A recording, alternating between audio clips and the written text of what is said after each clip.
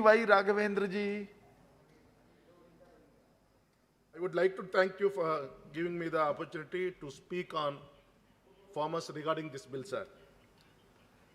As we all know, that agriculture is the backbone of India. However, it is facing a number of challenges. Our BJP government has taken a number of initiatives to bring reforms in agriculture sector and strengthen the hands of farmers, sir. Main aim of Honorable Prime Minister Shri Narendra Modi ji is to doubling the farmers' income and allow them to live with dignity and self-respect, sir.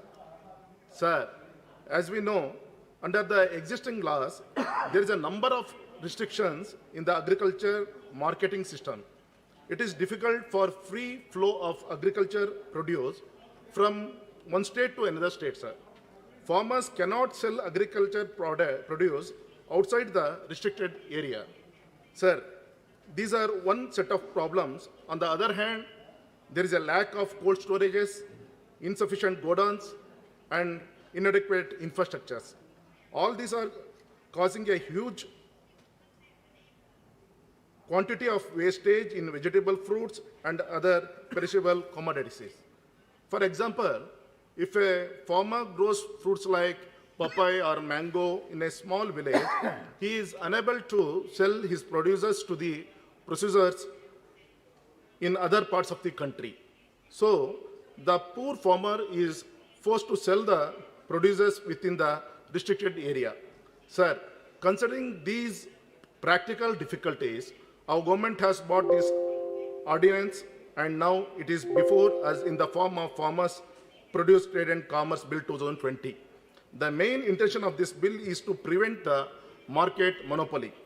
This bill creates a nationwide market for our farmers. This bill makes provisions to expand the market to reach more and more buyers.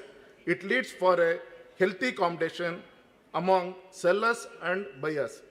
This bill prevents the intervention of middlemen in agriculture markets.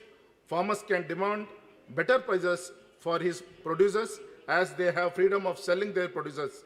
It would provide an opportunity to attract investment for agriculture marketing, sir. Setting up of cold storage and godowns. Farmers who produces cereals, pulses, oil seeds, marine foods will attract the buyers from nook and corners of this country. This will give opportunity to national e-marketing system and it will help the farmers to cutting down costs, sir. As the country and also the entire world is in the clutches of COVID-19, it is the need of the hour to unlock the regulated agriculture markets to help farmers, sir.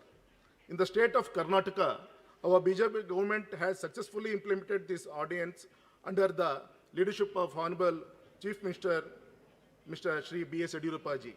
Sir, I am sure and hopeful that the proposed bill for the benefit of the farmers, who is Annadata for all of us, on behalf of the people of Karnataka and honorable members of this August House, I congratulate our Honorable Prime Minister, Honorable Minister for Agriculture and Farmers Welfare, and also entire cabinet for bringing this historical bill.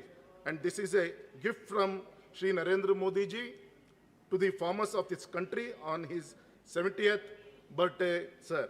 Thank you. With these few words, I conclude my speech in support of this bill, sir. Thank you, sir. P.K.